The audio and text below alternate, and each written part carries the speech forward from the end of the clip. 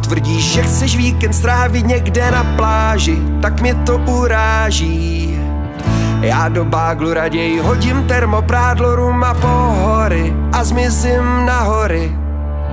Co se stane na horách, to zůstane navždy v nás.